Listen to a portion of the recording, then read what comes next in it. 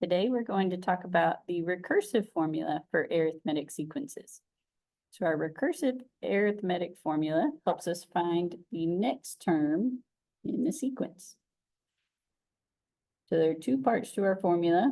We have our first term, and then we say a sub n equals a sub n minus 1 plus d. So a sub n is the same as y, that's our term value, the actual amount. And then we know our common difference, whatever we're adding or subtracting to our sequence, the pattern that we see, that's the same as our slope. And then a sub n minus 1 is new. That wasn't in our explicit formulas, but a sub n minus 1 just means the previous term. It means whatever term came before it, we're going to take that number plus our common difference. And then for the next one, we'll take whatever came before it plus our common difference. And we just keep that pattern going until we get to the term number that we need. So on our example here, a butterfly population has 40 butterflies in month 1 and adds 15 butterflies each month. So notice that it says in month 1. So when we talked about how to tell the difference between a linear equation and an arithmetic sequence, we said we want to look for words like first or 1. And that would tell us that it's going to be a sequence. So this is saying in month 1, we're starting with 40 butterflies. So we're starting at 1, we're not starting at 0 like we would with a linear equation.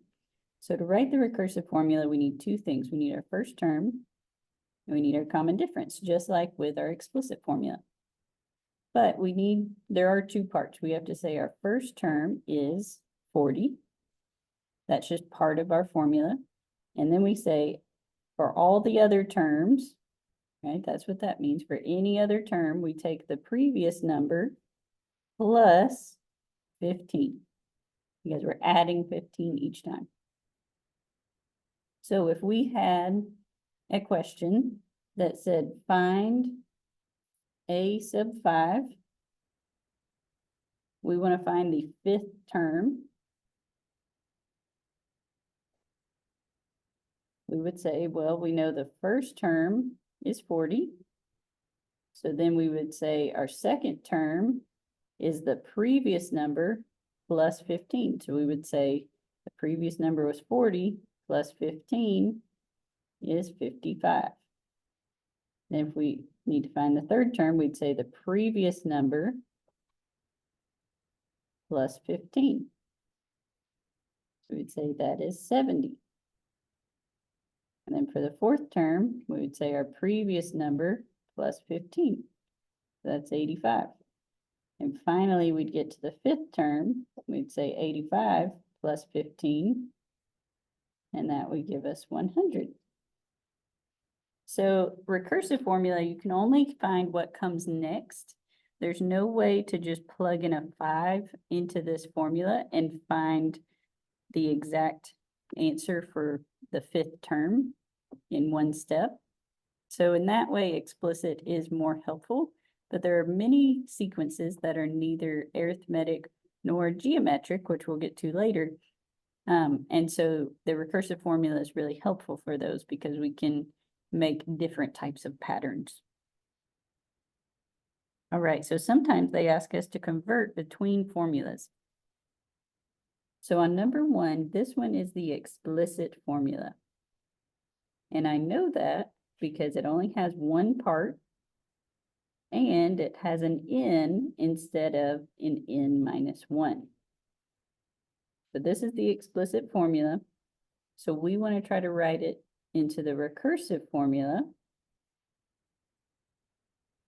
So to write the recursive formula, we need two things. We need our first term, we need our common difference.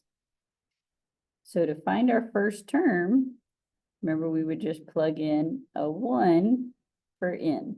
Just like if we wanted to find the 100th term, we'd plug in a 100. So we're going to plug in a 1 for n. Say our first term is 22. And our common difference is the same as our slope. So our slope is directly next to our variable, so our common difference is 9. So for our recursive formula, we would say our first term is 22. And for all other terms, we take the previous number plus 9.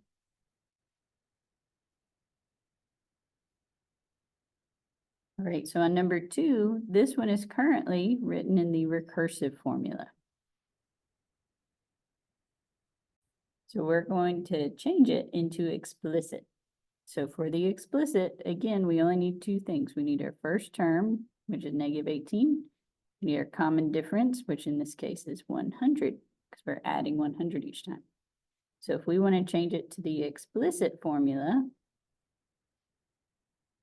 we would say a sub n equals our first term plus our common difference, parentheses n minus 1. We can distribute. We get 100n minus 100, and we combine like terms and get -118 plus 100n.